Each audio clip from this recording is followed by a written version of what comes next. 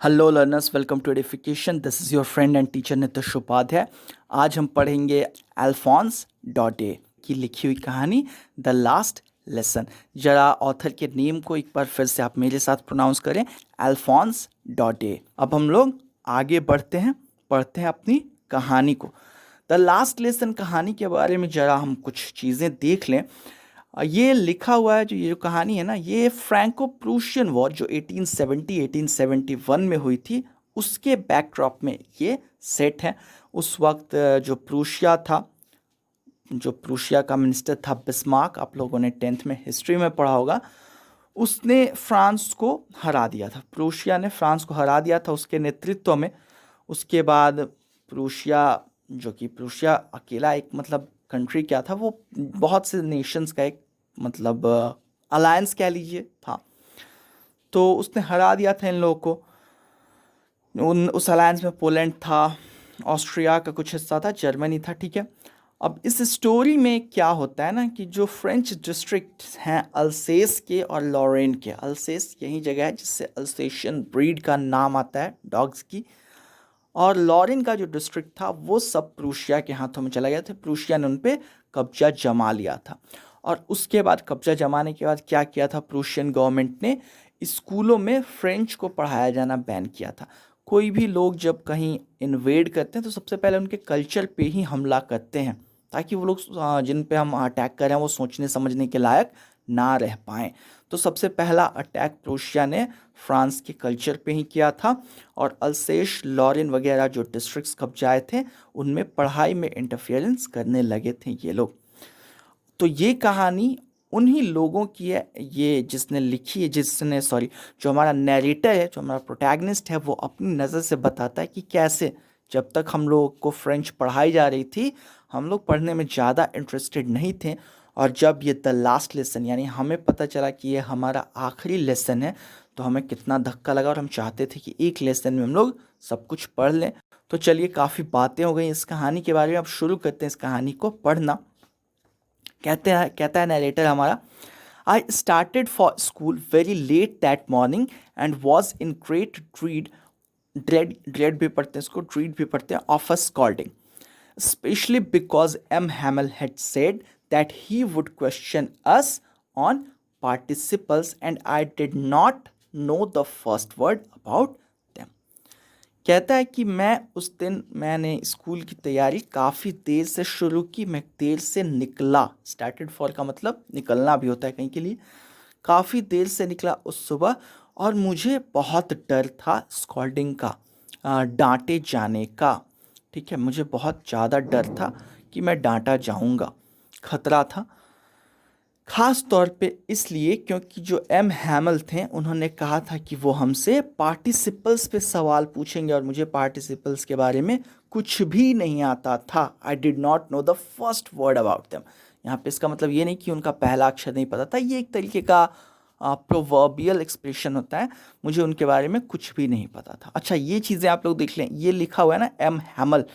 तो एम हैमल क्या है एक्चुअली, फ्रेंच में जो मिस्टर वर्ड है ना, उसकी जगह पे मॉन्सियोर वर्ड यूज़ होता है। मॉन्सियो ऐसा कुछ प्रोनाउंस करते हैं वो लोग, मुझे फ्रेंच आती नहीं इतनी ज़्यादा। MONSSIEUR शायद उसकी स्पेलिंग है, अगर मैं गलत नहीं हूँ तो आप लोग एक बार देख लेंगे, गूगल कर लेंगे, ठीक है। तो उसी मॉन्सियोर के लिए ये एम यूज़ हुआ है, मॉन्सियोर हैमल, यानी कि मिस्टर हैमल समझ सकते हैं आप हमारी भाषा में। लेकिन इंग्लिश में अगर मिस्टर हैमल लिखा जाना हो तो एम और छोटे वाले आर के साथ हम फुल स्टॉप का यूज़ करेंगे, डॉट का यूज़ करेंगे, जो भी आप कह लीजिए। तो खैर आगे बढ़ते हम लोग। तो एम हैमल साहब ने पार्टिसिपल्स पे हमसे सवाल पूछने थे, और मुझे उनके बारे में कुछ नहीं पता था। For a moment I thought of running away and spending the day out of doors, it was so warm so bright. कहता है नरेटर हमारा कि कुछ देर के लिए मैंने सोचा कि मैं भाग चलूं और आज का सारा दिन बाहर ही बिताऊं। कितना अच्छा दिन था, कितना सुहाना, गरम गरम चमकीला सा दिन था। The birds were chirping at the edge of the woods, and in the open field back of the sawmill, the Prussian soldiers were drilling.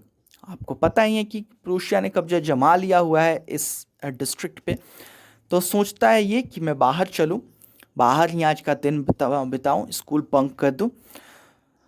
कहता है कि जो चिड़िया थी, अलग अलग तरीके की चिड़िया, वो चिर्पिंग, चहक रही थी। कहाँ? At the edge of the woods, जंगल के किनारे पे। और and in the open field back of the sawmill the Prussian soldiers were drilling. Sawmill जहाँ लकड़ियाँ चीरी जाती हैं मशीनों से, जिनको हिंदी में अक्सर चिरान भी लोग कहते हैं, तो उसके पीछे वाले खुले हुए मैदानों में प्रूशिया के जो सोल्जर थे, प्रूशिया के सैनिक, वो ड्रिलिंग कर रहे थे, यानी कि कसरत अपनी कर रहे थे। It was all much more tempting than the rule for participles, but I had the strength to resist and hurried off to school. ये सब कुछ, ये जो पूरा माहौल था, चिड़ियों का चहकना, रूशियन सोल्जर्स की ट्रेलिंग, अलग अलग तरीके की आवाज़ें, जंगल, मैदान, ये सब कुछ बड़ा लुभावना था। इतना लुभावना जितना कि रूल्स ऑफ पार्टिसिपल कभी हो नहीं सकता, यानी ग्रामर से ज़्यादा लुभावना ये सब था। लेकिन मुझे अपनी पूरी ताकत से, मैंने ताकत जुटा के उसको रेजिस्ट किया, इस चीज़ को, इस सोच को अपने अंदर रोका कि बंक करूं मैं स्कूल को। मैंने इस सोच को रोका and hurried off to school, और मैं तेज़ी से भाग खड़ा हुआ स्कूल की तरफ। When I passed the town hall, there was a crowd in front of the bulletin board. जब मैं टाउन हॉल की तरफ से निकला, जब मैंने टाउन हॉल को पास किया, यानी कि उससे आगे बढ़ा, वहाँ से गुजरा, तो मैंने क्या देखा? वहाँ काफ़ी भीड़ लगी हुई थी बुलेटिन बोर्ड के बाहर, बुलेटिन बोर्ड के सामने। बुलेटिन बोर्ड एक बड़ा सा लकड़ी का बोर्ड लगा होता है, अक्सर टाउन हॉल्स के बाहर या टाउन हॉल्स के सामने के फील्ड में या रोड साइड पे लगा होता है वो। वहाँ जो कॉरपोरेशन, म्यूनिसिपल कॉरपोरेशन होता है या सिटी एडमिनिस्ट्रेशन होता है, वो लोग चिपकाते हैं कोई इम्पॉर्टेंट नोटिस, ठीक है, शहर वालों के लिए। इसके अलावा बुलेटिन बोर्ड पे पहले अखबार भी लगाए जाते थे। बुलेटिन का खुद ही दोनों मतलब होता है, इन्फॉर्मेशन, नोटिस, न्यूज, ये सब कुछ बुलेटिन का मतलब होता है। उस पर पहले पेपर भी चिपका दिए जाते थे, न्यूज़पेपर चिपका नहीं दिए जाते थे, उनको पिंस से डाल दिया जाता था उन पर, और ताकि लोग पढ़ सकें, जो लोग पेपर नहीं खरीद सकते हैं वो लोग पढ़ सकें। और वहाँ पे बैठ के अक्सर न्यूज़पेपर वाले बेचते भी रहते थे। तो खैर वहाँ काफ़ी भीड़ थी। For the last 2 years all our bad news had come from there, the lost battles, the draft, the orders of the commanding officer, and I thought to myself without stopping, what can be the matter now. कहता है ये कि काफ़ी भीड़ थी bulletin board के बाहर, और ये देख के मैं सोचने लगा कि पिछले 2 सालों में जितनी भी बुरी खबरें आई हैं हमारे लिए, वो यहीं से आई हैं। चाहे वो हारी हुई लड़ाई की खबर हो, या ड्राफ्ट की खबर हो, कमांडिंग ऑफिसर का कोई ऑर्डर हो। और तब मैंने सोचा बिना रुके, अब क्या हो सकता है। एक वर्ड यहाँ आया है, ड्राफ्ट। इस ड्राफ्ट का मतलब क्या है और क्यों यहाँ ये बुरी खबर है, ये आप समझ लीजिए। जब बड़ी बड़ी लड़ाइयाँ होती हैं ना, जिनमें काफ़ी मैन पावर की ज़रूरत होती है, चाहे वो डायरेक्ट बैटल फील्ड में हो, फ्रंटलाइन वॉरियर के तौर पे, या हेल्पिंग हैंड के तौर पे हो, जो रसोइये होते हैं या डॉक्टर होते हैं उनकी, तो सेना में ड्राफ्टिंग चलाई जाती है। एक चिट्ठी भेजी जाती है जिसको लेटर ऑफ ड्राफ्ट कहा जाता है, और वो चिट्ठी जिसके नाम पे आती है उसको जाना ही पड़ता है सेना में भर्ती होने के लिए। एक मैंने जो वीडियो बनाया था 10th वालों के लिए, द रोड नॉट टेकन का, उसकी हिडन मीनिंग का, उसमें मैंने बताया था कि कैसे इनके दोस्त ने, रॉबर्ट फ्रॉस्ट के दोस्त ने खुद वॉलंटरी ड्राफ्ट किया, खुद को एनरोल किया खुद को, जबकि उनके नाम का ड्राफ्ट भी नहीं आ सकता था क्योंकि वो शादीशुदा थे। कुछ लोगों को एग्जेम्प्ट कर दिया जाता है, मतलब जो लोग शादीशुदा हों या जिनकी हार्ट प्रॉब्लम्स हो, उन लोगों को एग्जेम्प्ट करके, बाकी जवान लोगों को जो मजबूत हैं उनको भेजा जाता है नोटिस कि भाई आपको सेना में आना होगा, क्योंकि हम कमज़ोर पड़ रहे हैं या हमें आपकी ज़रूरत है। तो ये होती है ड्राफ्टिंग। पहले, मुझे अभी के रूल्स का तो पता नहीं, लेकिन पहले अगर आप लेटर ऑफ ड्राफ्ट को इग्नोर कर देते हैं तो आपको जेल भी हो सकती है, ठीक है, और आपसे सिटीजनशिप भी छीनी जा सकती है किसी देश की। ये काफ़ी जगहों के रूल्स थे। वर्ल्ड वॉर 1 में अमेरिका का भी शायद ऐसा रूल था, बट खैर हम लोग कहानी पे रहते हैं, आगे बढ़ते हैं। तो then as I hurried by as fast as I could go, the blacksmith Wachter पढ़ते हैं इसको, the blacksmith Wachter who was there with his apprentice reading the bulletin, called after me, "Don't go fast, Bob. Don't go so fast, Bob. You'll get to your school in plenty of time." तो उसके बाद जैसे ही मैं तेजी तेजी और आगे बढ़ा, मैंने देखा कि जो लुहार था हम लोग के यहाँ का वक्त, और उसका जो अप्रेंटिस था, जो उसका सहायक था, उसका जो हेल्पिंग हैंड था, वो लोग बुलेटिन को पढ़ रहे थे और उसने मुझे आवाज़ दी, उस लुहार ने, वॉक्टर ने मुझे आवाज़ दी और क्या कहता है, ज़्यादा तेज मत दौड़ो बच्चे। वैसे बब यूजुअली रेफरेंस किया जाता है ना एज अ फेलो के सेंस में।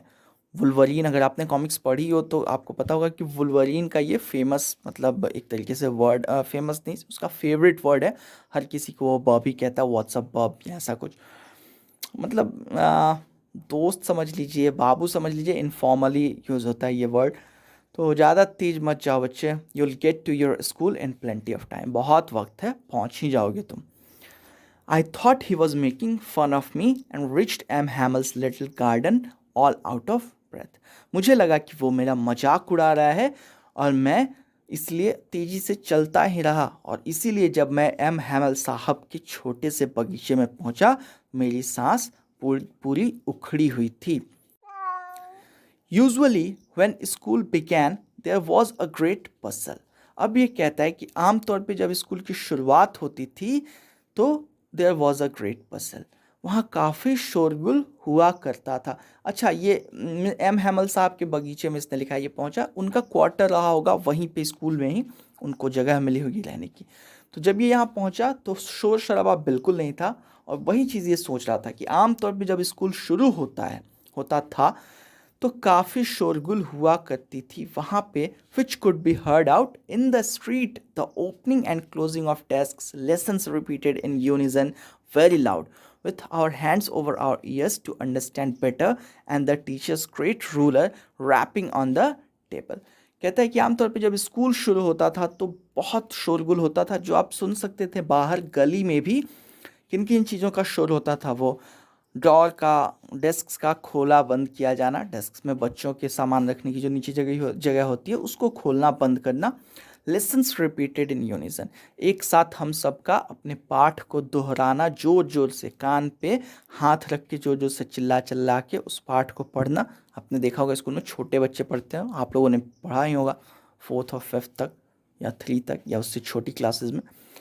तो इन सब चीज़ों की आवाज़ होती है। The teacher's great ruler rapping on the table, और टीचर के जो बड़ा सा उनका भयानक वाला डंडा होता है ना, उसके थपथपाने की आवाज़, इसी रैपिंग से रैप वर्ड है जो आजकल काफ़ी ट्रेंडिंग है, उसके थप थप की आवाज़ जो टेबल पे पड़ती थी। बीच बीच में वो अपनी स्टिक से मारते भी रहते हैं ना टीचर्स टेबल पे बच्चों को डराने के लिए। तो इन सब चीज़ों का शोर काफ़ी होता था, but now it was also still, लेकिन आज ये शोर नहीं था, आज सब कुछ स्थिर था। I had counted on the commotion to get to my desk without being seen, but of course that day everything had to be as quiet as Sunday morning. कहता है कि आई हैड काउंटेड ऑन का मतलब होता है ना उस चीज़ पे भरोसा करना, उसके सहारे होना। तो मैं शोरगुल के सहारे था। कमोशन का मतलब होता है हलचल, शोरगुल हल्ला। मैं उस हल्ले के सहारे था कि हल्ला हो रहा होगा, शोरगुल हो रहा होगा, हैमल साहब का ध्यान तो होगा नहीं, तो मैं इसी में धीरे से to get to my desk without being seen, मैं धीरे से अपने डेस्क पे पहुंच जाऊंगा बिना उनके ध्यान में आए। लेकिन उस दिन सब कुछ इतना शांत था जैसे इतवार की सुबह होता है, जब किसी को कोई जल्दी नहीं होती, लोग सोए होते अपने घरों में। Through the window, I saw my classmates already in their places, and M. Hamel walking up and down with his terrible iron ruler under his arm. क्या कहता है आगे ये कि विंडो से, अपनी खिड़की से मैंने देखा कि मेरे जो क्लासमेट थे, मेरे जो सहपाठी थे, वो पहले ही अपनी जगहों पे पहुंच चुके थे, अपनी जगहों पे बैठे हुए थे, और एम हैमल साहब आगे पीछे टहल रहे थे, इधर उधर टहल रहे थे, अपने खतरनाक से बड़े वाले लोहे वाले रूलर हाथों में दबा के, जो बड़ा सा एक तरीके का रूलर स्केल, जो आप लोगों को पता ही होगा मेजरमेंट्स वगैरह लेने के काम आता है, उसको लेके वो।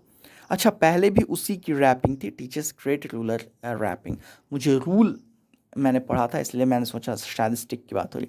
तो इसी की बात हो रही थी कि उसकी थपथपाहट की आवाज़ होती थी।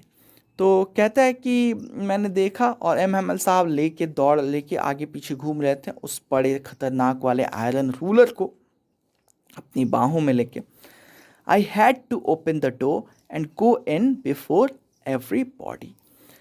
क्या कहता है ये कि मुझे दरवाज़ा खोल के सबके सामने ही अंदर जाना पड़ा। You can imagine how I blushed and how frightened I was.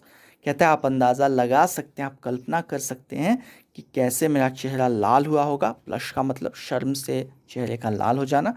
कैसे मेरा चेहरा लाल हुआ होगा and how frightened I was, और कितना मैं डरा हुआ था। आप इस बात का अंदाज़ा लगा सकते हैं। बट नथिंग हैपेंड, लेकिन कुछ भी हुआ नहीं। M. Hamel saw me and said very kindly, "Go to your place quickly, little friends. We were beginning without you." M. Hamel साहब ने मुझे देखा और बड़े आराम से, बड़े प्यार से, बड़ी दयालुता से क्या कहा, अपनी जगह पे जाओ छोटे फ्रेंड्स, हम तुम्हारे बिना ही शुरू करने वाले थे। I jumped over the bench and sat down at my desk. मैं फटाफट उनकी बात सुन के कूदते हुए बेंच के ऊपर से कूद के गया और अपनी डेस्क के सामने जाके बैठ गया, मतलब अपने डेस्क में बैठ गया। Not till then, when I had got a little over my fright, did I see that our teacher had on his beautiful green coat, his frilled shirt, and the little black silk cap, all embroidered, that he never wore except on inspection and prize day. कहता क्या है आगे कि जब तक मैं बैठ नहीं गया वहाँ जाके, और जब मैंने अपने डर पे थोड़ा काबू पा लिया, तब मैंने ध्यान दिया उनके कपड़ों पे। क्या पहना हुआ था मेरे टीचर महोदय ने? अपना प्यारा सा सुंदर सा हरा वाला कोट, और जो फ्रिल्ड उनकी शर्ट थी, वो फ्रिल्ड शर्ट होती है ना जिसका कॉलर काफ़ी डिज़ाइनर होता है, और घुमा घुमा झालर टाइप का होता है वो। And the little black silk cap, और अपना काली वाली अपनी सिल्क की टोपी जो कि एम्ब्रॉयडर्ड थी, जिस पर कढ़ाई हुई थी, वो सब उन्होंने पहन के रखा हुआ था। और ये चीज़ें वो कभी नहीं पहनते थे। Never wore except on inspection and prize days. बस कब पहनते थे? सिर्फ जब इंस्पेक्शन होने वाली होती थी या प्राइज़ बंटने वाले होते थे स्कूल में, तभी वो ये ड्रेस पहनते थे, और आज उन्होंने ये पहना हुआ था। Besides, the whole school seemed so strange and solemn. उसके अलावा पूरा स्कूल काफ़ी शांत, काफ़ी विचित्र लग रहा था, एंड सोलेम, और काफ़ी गंभीर लग रहा था। वैसे सोलेम मतलब महान भी होता है, पवित्र भी होता है, बट यहाँ गंभीर के लिए। But the thing that surprise, मतलब काफ़ी सीरियस वो लोग लग रहे थे सब लोग, एक हवा काफ़ी बोझल सी थी। But the thing that surprised me most was to see on the back benches that were always empty the village people sitting quietly like ourselves. Old Hauser with his three-cornered hat, the former mayor, the former postmaster, and several others besides. कहता क्या, लेकिन जिस चीज़ से मुझे सबसे ज़्यादा हैरानी हुई वो क्या था, जब मैंने देखा पीछे वाले बेंचेस पे जो हमेशा खाली रहती थी, वहाँ गांव के लोग बैठे हुए थे, यानी कि बड़े लोग, ग्रोन अप्स, ठीक है, एडल्ट्स, वो लोग बैठे हुए थे, बिल्कुल शांति से बैठे हुए थे। कौन कौन था उसमें? ओल्ड हॉजर, बूढ़ा हॉजर, कोई रहा होगा इसकी पहचान का, with his three corner hat, अपने तिकोनिया हैट के साथ वो बैठा हुआ था वहाँ पे।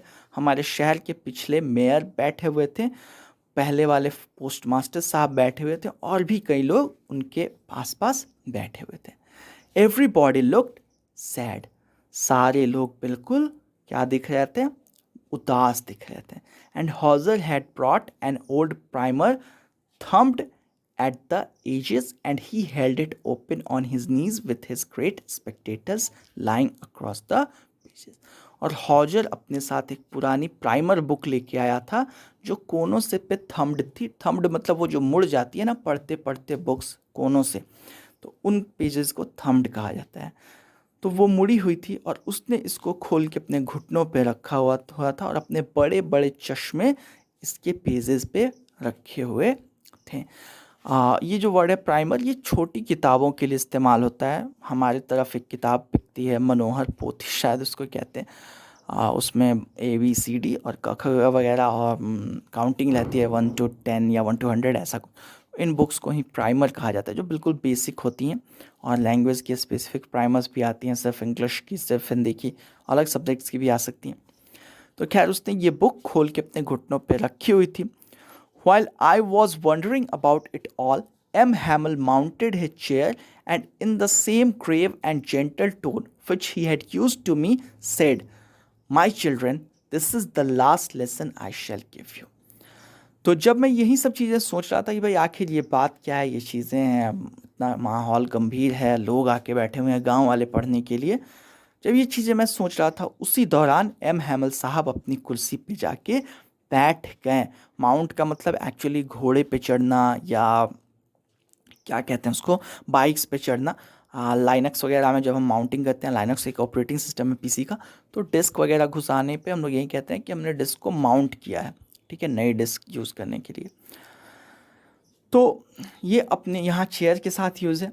वो चेयर पे बैठ गए और उसी गंभीर लेकिन जेंटल, प्यारी आवाज़ में, जेंटल मतलब कोमल आवाज़ में उन्होंने कहा, जिस आवाज़ में इन्होंने मुझसे कहा था कि फ्रेंड्स जाके बैठ जाओ जल्दी से, इन्होंने कहा, क्या कहा? My children, this is the last lesson I shell give you. मेरे बच्चों, ये आखिरी सबक है जो मैं आपको पढ़ा पाऊँगा, ये आखिरी सबक है जो मैं आज आपको दूंगा, आखिरी अध्याय है जो मैं आपको पढ़ाऊँगा। The order has come from Berlin to teach only German in the schools of Alsace and Lorraine. The new master comes tomorrow. This is your last French lesson. I want you to be very attentive. कहते क्या है कि order आ चुका है Berlin से, जो कि उस वक्त हेडक्वार्टर्स हुआ करता था, एक तरीके से समझ लीजिए इन सारी फोर्सेस का, प्रूशिया वगैरह का। तो वहाँ से ऑर्डर आ गया है कि अब स्कूल्स में सिर्फ ये जो अल्सेस और लॉरेन की स्कूल है, यानी जहाँ प्रूशिया ने कब्जा जमा लिया है, अब वहाँ पे सिर्फ जर्मन ही पढ़ाई जाएगी, फ्रेंच नहीं पढ़ाई जाएगी। मैंने पहले ही बोला था ना कि सबसे पहले कल्चर पे अटैक करता है कोई भी, जब आपको इन्वेड करता है। जैसे आप देख रहे होंगे अभी चाइना धीरे धीरे पाकिस्तान के कल्चर को तबाह किए जा रहा है।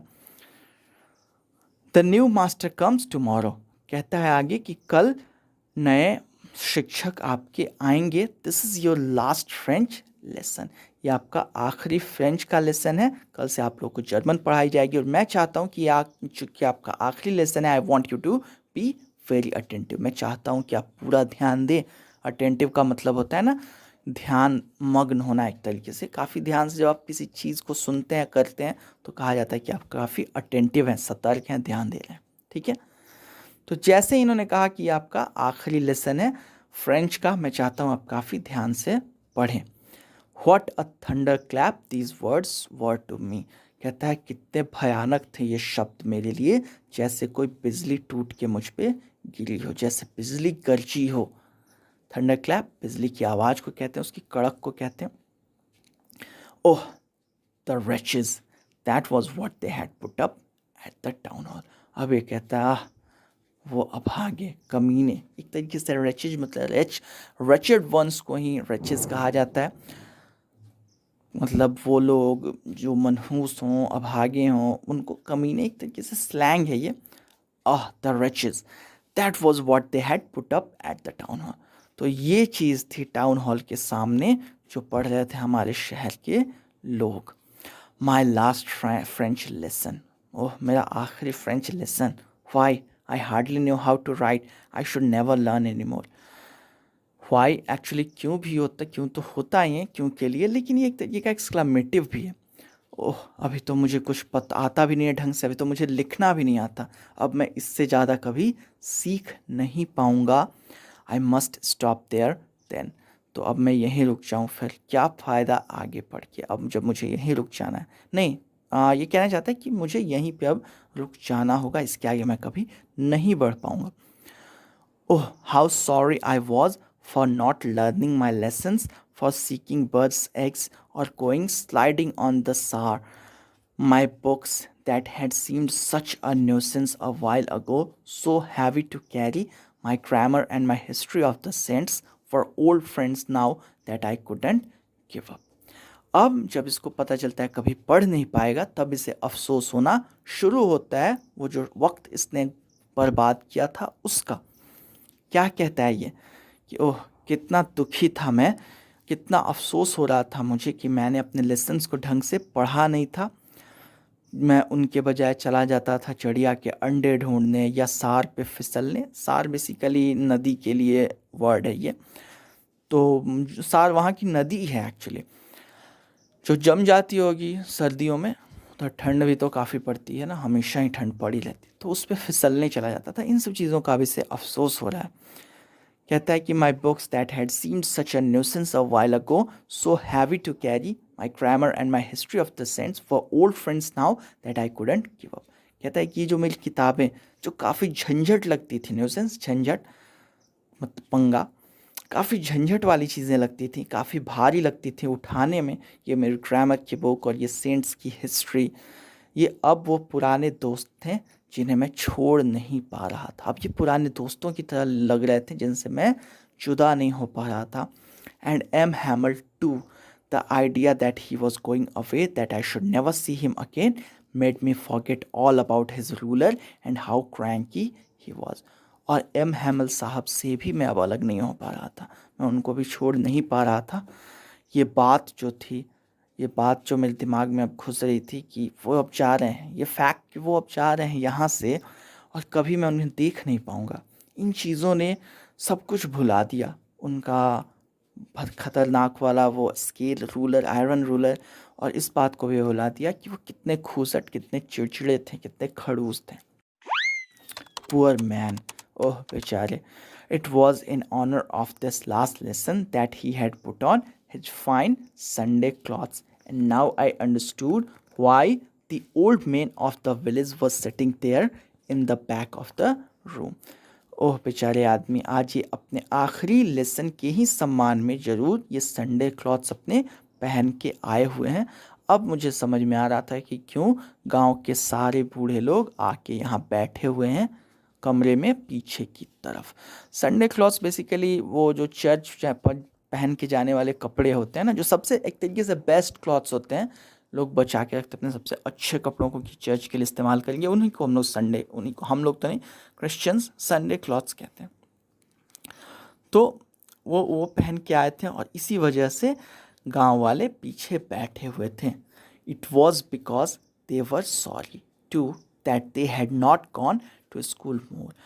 इसलिए बैठे हुए थे वो क्योंकि उन्हें भी मेरी ही तरह अफसोस था कि वो लोग भी स्कूल ज़्यादा नहीं गए थे, उन्होंने भी लेसन्स को सीरियसली नहीं लिया था। It was their way of thanking our master for his 40 years of faithful service and of showing their respect for the country that was theirs no more. काफ़ी गंभीर बातें यहाँ हो रही हैं। कहते हैं कि नरेटर हमारा कहता है कि ये इस वजह से क्योंकि वो उन्हें भी अफसोस था कि वो पढ़ नहीं सके थे, स्कूल ज़्यादा गए नहीं थे। ये उनका तरीका था अपने इस मास्टर को, अपने टीचर को शुक्रिया कहने का कि 40 साल जो उन्होंने यहाँ इस स्कूल की सेवा की थी, ये उनका तरीका था, गांव वालों का तरीका था उनके प्रति अपना आभार दिखाने का, गुरुजी के प्रति, कि आपने 40 साल जो यहाँ सेवा की है हमारे स्कूल की, हम सबको जनरेशन्स को पढ़ाया है, उसके लिए हम आपके आभारी हैं, एक तरीके से आपके ग्रेटफुल हैं आपके प्रति। And of showing their respect for the country that was theirs no more. और ये उनका तरीका था, गांव वालों का तरीका था उस देश के प्रति अपना सम्मान दिखाने का जो देश अब उनका नहीं रहा था। क्या लाइन है ये, काफ़ी खूबसूरती से इन्होंने एक दर्द को बयान किया है कि देश उनका अब ये नहीं रहा था, जगह वहीं थी, लोग वहीं थे, लेकिन अब उनके ऊपर कब्ज़ा किसी और का हो चुका था, उनके कल्चर पे अटैक हो रहा था, अब वो देश उनका नहीं रह गया था। While I was thinking of all this, I heard my name called. मैं जब यही सब चीज़ें सोच रहा था तभी मुझे अपना नाम पुकारे जाने की आवाज़ सुनाई दी। It was my turn to recite. मेरी बारी आ गई थी चीज़ों को बोल के पढ़ने का। रिसाइट, और वो जो जोर जोर से बोल बोल के बच्चे पढ़ते हैं ना लेसन्स को, या याद करते हैं, रट्टा मारते हैं, उसको उन सबको रिसाइटल ही कहा जाता है और उनको करने को रिसाइट कहा जाता है। तो मेरी बारी आई थी पढ़ने की लेसन को। What would I not have given to be able to say that dreadful rule for the participle all through very loud and clear and without one mistake। कहता है कि मैं कुछ भी देने को तैयार था, वो जो गंदे गंदे भयानक भयानक नियम होते हैं ना पार्टिसिपल के ग्रामर में, उनको अच्छे से पढ़ने के लिए। यानी आप मुझसे कुछ भी ले लीजिए लेकिन मुझे कैपेबल बना दीजिए कि मैं उसको अच्छे से जो से साफ साफ बिना गलती के पढ़ पाऊँ। But I got mixed up on the first words and stood there. लेकिन ऐसा हो नहीं पाया और पहले ही कुछ शब्दों में मैंने गड़बड़ कर दी और अब मैं वहाँ खड़ा था, stood there holding on to my desk, my heart beating and not daring to look up. मैंने गड़बड़ कर दी और मैं अब वहाँ खड़ा था अपने डेस्क को पकड़ के, मेरा दिल धड़क रहा था और मेरी हिम्मत नहीं हो रही थी कि मैं आंखें ऊपर करके देखूं। मैं काफ़ी चाहता था कि गलती ना हो आज इस लास्ट लेसन में, लेकिन गलती हो गई। मेरा दिल धड़क रहा था और मैं डेस्क को पकड़ के खड़ा था। इसको यहीं रोकते हैं क्योंकि ये वीडियो काफ़ी लंबा हो जाएगा, फिर आपको दिक्कत होगी इसको देखने में भी और पढ़ने में भी और समझने में भी। मैं कोशिश करूँगा दूसरा पार्ट साथ में ही नीचे डालने की, एक बार आप डिस्क्रिप्शन चेक कर लें, अगर होगा तो लिंक वही होगा। तो मिलते हैं दूसरे पार्ट में, तब तक के लिए stay safe, take care and keep learning. उम्मीद करता हूँ आपको ये लेसन समझ में आया होगा। अगर ऐसा है तो प्लीज़ लाइक का बटन दबाइए वीडियो अच्छा लगा हो तो, और साथ में नीचे कमेंट करके हमें ज़रूर बताइए अगर वीडियो नहीं पसंद आया, या आप ये भी बता सकते हैं कि आप आने वाली वीडियोस में क्या चाहते हैं। शेयर ज़रूर कीजिए अपने दोस्तों के साथ अगर पसंद आया हो, और सब्सक्राइब ज़रूर कीजिए हमारे चैनल को।